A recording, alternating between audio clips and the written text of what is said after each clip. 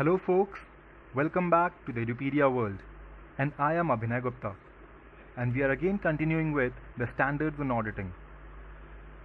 And the standard of auditing under consideration is SA 501, Audit Evidences, Specific Consideration for Selected Item. So this is a continuation of SA 500 that we have dealt, right?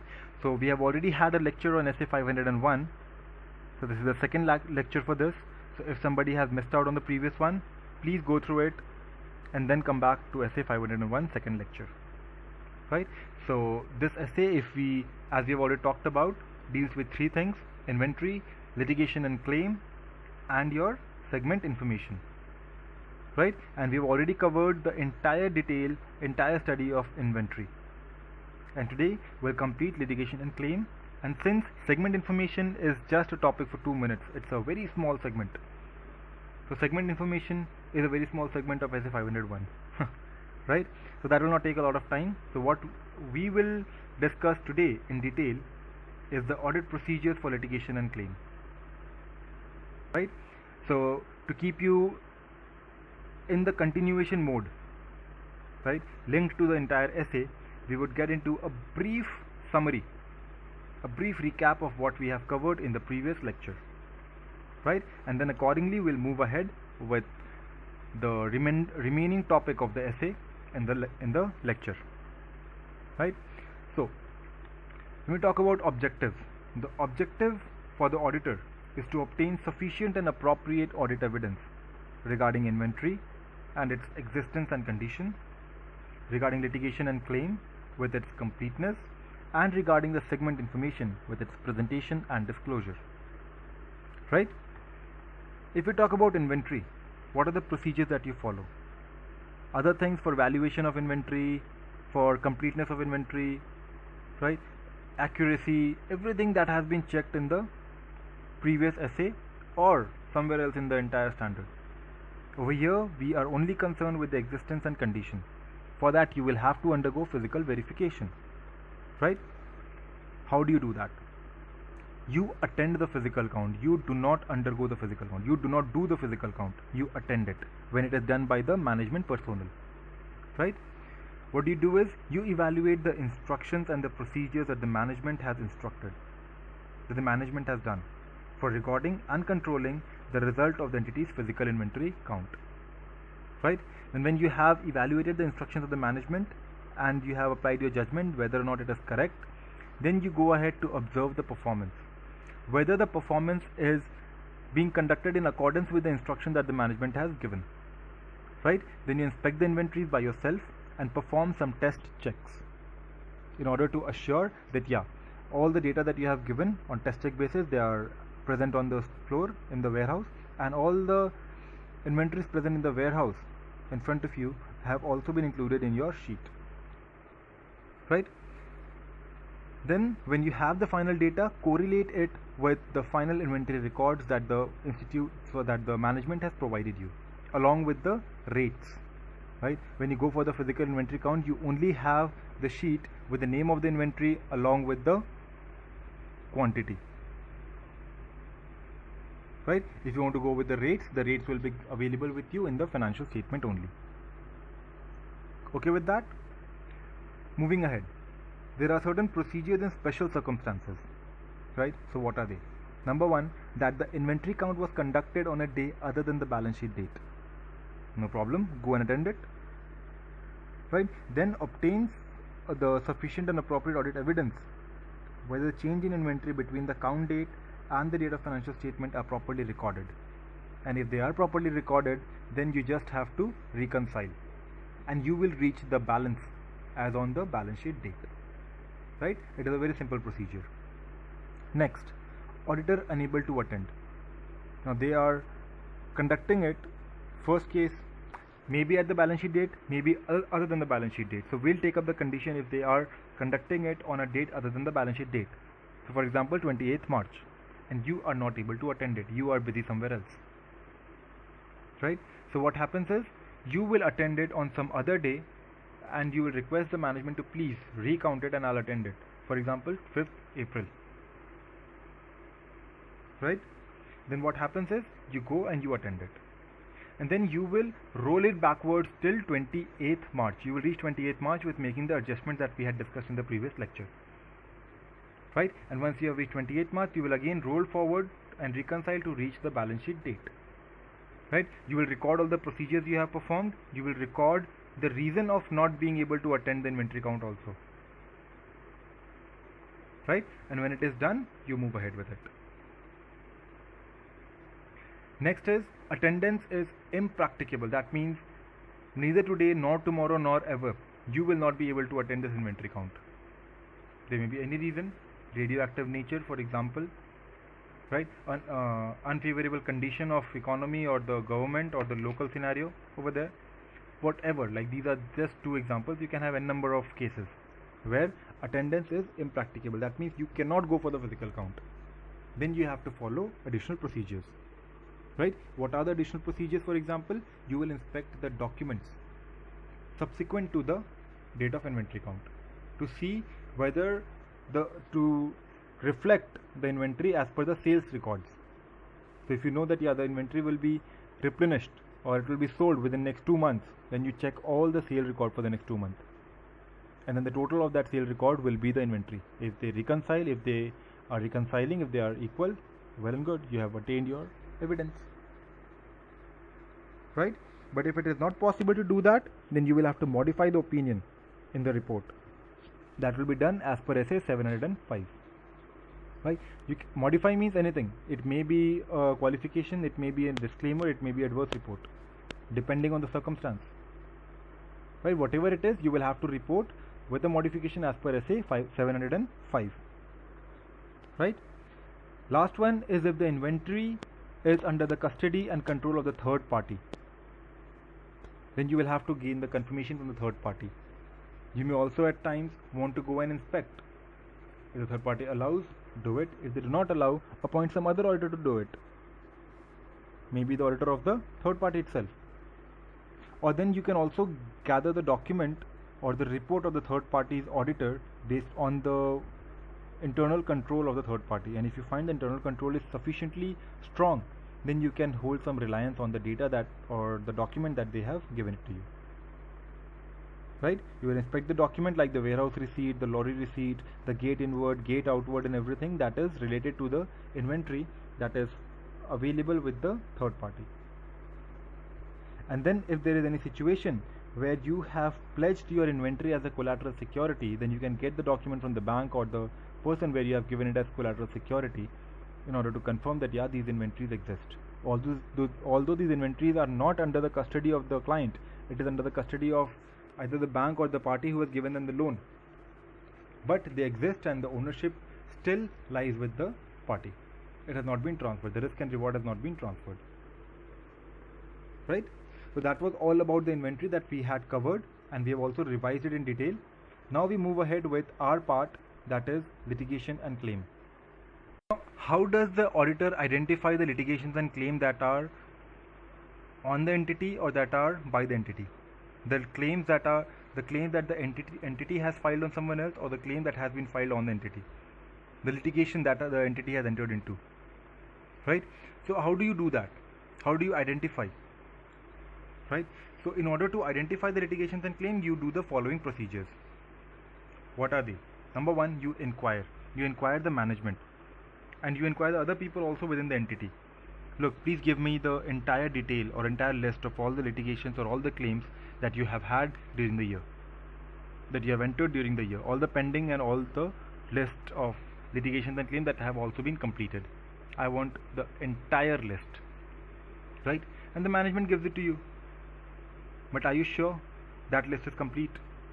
It is doubtful, right? There may be times that management must have skipped one litigation which was actually a little severe case, maybe a case of fraud or something the management has been caught into, and that has been skipped. Management purposefully, they do not want you to have that details. They do not want you to get into that litigation or report about it, so they may not give it. So will this procedure, inquiry with the management, be sufficient for you to gather the detail of all the litigation and claim? Because remember, the assertion that you need to test is the assertion of completeness. So do you think it will be complete? I think no. So what do? You will now try and review the minutes of the meetings that they have had, either the TCWG or the board or anybody.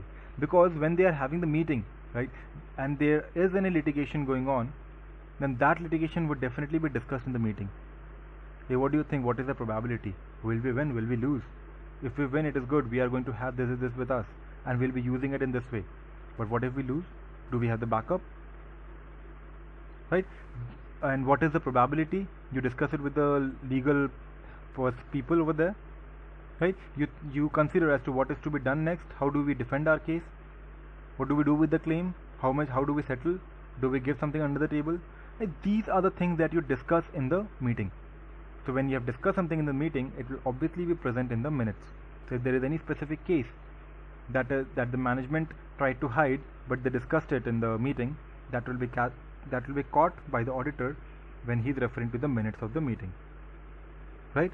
And if there is any communication either within the entity or with the external legal counsel, right, the letters that you have sent him, the letters that he has given you, the emails and everything, you will have to check all of them. You will ask your people, ask the management, please give me the trail mail of all the communication that you have had with the legal counsel. Go through it, scrutinize that. You will get something or the other. If the management's data is not complete, then you'll get something additional over there, right? Last thing is review the legal expense account. So when you go with the operating expenses, you have a head legal expenses, legal and professional expenses. Basically, that is the name that I have encountered at most of my clients. It is legal and professional expenses. That is one of the most critical expense. You don't judge it by the materiality. You don't do sampling over there. You test it 100%.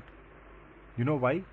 Because first it is a risky thing, right? You will have to see, okay, what are the cases for what they have done. Okay, it is for the labor thing, that is a general procedure. Actuary, general procedure. Inventory, there is something like that, general procedure. Oh, you have taken some legal advices or some legal consultancy regarding some income tax matter. Is there a litigation in the income tax? You catch it over there. You have asked this person to represent you in the proceeding. What is the matter? Now you get into the inquiry. So legal expense head shows you a lot of things, right? And the other reason why you have to basically get into the detailed checking of the legal expense, like I'm getting off the topic a little bit, but is that will give you business prospect. You are an auditor, right? You are into a firm. Either you're the partner or you are the article, whatever you are. But when you are going through the legal expense, you will find out matters where you know that even we can provide this service. Even being an auditor, we are allowed to give certain services, and if the company is taking those services, why do you go out? Why do you take the external service? Take it from us. Along with the audit, we'll give it to you in package. Or you take all these three services, pay for two, will give one for free along with the audit thing. Like, whatever is your way of negotiation, but there is a prospect of business. That is another reason why you always check the legal account, right? Okay, let's get back to the topic. So basically, how do you identify all the litigations and claim? First is inquire the management, take the list of all the litigations and claim. Second, review the minutes, and third, review the legal expense head. You get a lot of information there, right? Now, that was the general thing to judge the completeness. If everything goes good over here, you know it is complete. And then other procedures is not covered under SA 501, right? But now there are certain specific circumstances. Okay, I think there is some mistake with the slide. Let us rectify that. So next we have the procedures in special circumstances. So first we need to understand what are the special circumstances. So first is auditor's assessment of risk of material misstatement with respect to the existence of litigation and claim. So if you consider that there is a risk of a material misstatement, that there are some litigations and claim that exist and we do not know, and some that have come to a notice that the management has said that has happened but actually does not exist, like whatever be the situation, but there is a fault with the existence, you have a doubt on the existence, right? And you know that, yeah, existence over here, now there is a high risk of material misstatement. So what do you do, right? Best thing you can do is get into a communication directly with the entity external legal counsel, the person who is managing the entire legal department for them, if it is being outsourced. Right? Like in Big Four, we have our own legal departments also. But if it is being outsourced, or if they have been taking professional help from some other legal counselor, please approach him and ask him what are the situations, what are the litigations, what are the claims that the company has entered into. Is there a risk? Is there a new thing coming up? Or is there any litigation that poses a great threat on the going concern of the entity? But that is none of your concern with this essay. With this essay, you only need to check the existence. Right? But do you think the external legal counsel will give you all the data? You go, hey, please give me all the data about the client, yeah, what are the cases they have entered into. He'll not give, because again, there is a matter of confidentiality. Being an auditor, you know that confidentiality is a very important task for you. Unless the client permits or unless required by law, you cannot share the client information with anybody. There may not be certain restrictions, and as per their standards also. Right? So if law and regulation of respective legal professional body prohibits that entity's external legal counselor from communicating directly with the auditor shall perform alternative audit procedures. Got the point? I just read it out, but I hope it is clear with you, right? That you may have to get into certain other alternative procedures, right? But what if you have entered into some other alternative procedures, but still you are not able to find any sufficient and appropriate audit evidence whereby you can say that, yeah, I have checked the existence and the list that I have achieved, or the list that is in front of me, after modifications, it is complete. If you do not get certain evidences to confirm that, what do you do? If certain situation arise, you will have to modify your opinion in accordance to SA 705. Right? That is the only remedy available with you. If you cannot determine, if you don't have data for that, you will disclaim that I did not check this area because of this issue. Right?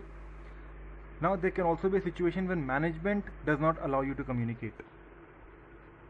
Management says, no, you cannot go directly to the legal counsel. No. Is there something, you please ask me.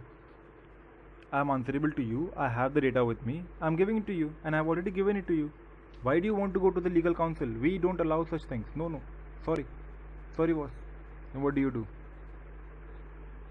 Again, there is a limitation on your scope. Right? How can you perform the audit further? How do you get the data? You will again modify your opinion in accordance with SA 705. Right?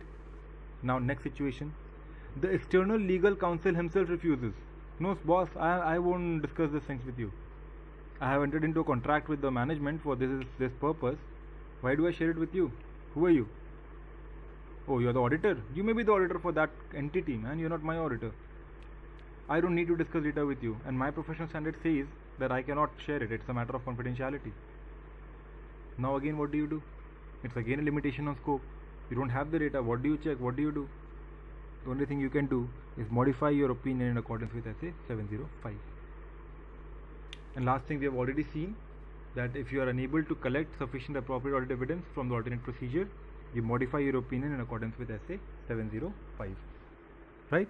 And then at the end, because initially the management has given you the entire list, what do? You will obtain a written representation from the management. Please write it down in a document, in a sheet, sign it and give it to me. They'll ask you, what do I write? You write that all known actual or possible litigation and claim which is affecting the financial statement have been disclosed to the auditor. There may be some other not affecting the financial statement, keep it with you. I am not concerned. But if it is in any ways affecting the financial statement, please give me a written representation that you have shared all of them. So that if there is something I did not check, I don't want the burden on me. Please give me a written representation. Right? First is, you say that all the known actual or possible litigation and claim which is affecting the financial statements have been disclosed to the auditor, and also that they have been appropriately accounted for the disclosure as per the relevant financial reporting framework.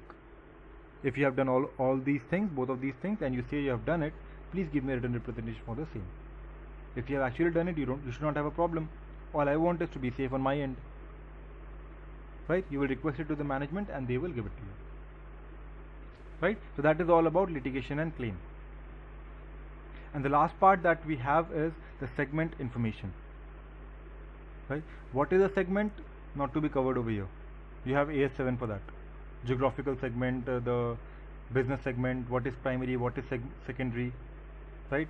The 10% criteria, 75% criteria, you have all gone through accounting standard, because even that subject is in the same group with the audit. So there is no chance that you are giving your audit exam and not accounts, right? So we will not get into the detail. I will not explain you what segment information is, right? But what this essay talks about segment information, I will definitely discuss it with you. So basically the responsibility of the auditor, right, with respect to the segment information is to obtain sufficient and appropriate audit evidence regarding the presentation and disclosure as per the applicable financial reporting framework. Now what is the financial reporting framework? The best thing, that example that you can take is AS17, Accounting Standard 17, right? There you know how that is. In the notes to accounts you have to disclose your primary segment, the secondary segment, geographical, business, whatever, and the other kinds of disclosures that are included over there. You have a list of disclosures, right? That is the main part of that essay, AS. So you will have to disclose it accordingly. So you will obtain sufficient appropriate audit evidences which will prove that the disclosures as per the relevant FRF has been done or has been made. Next, how do you do that?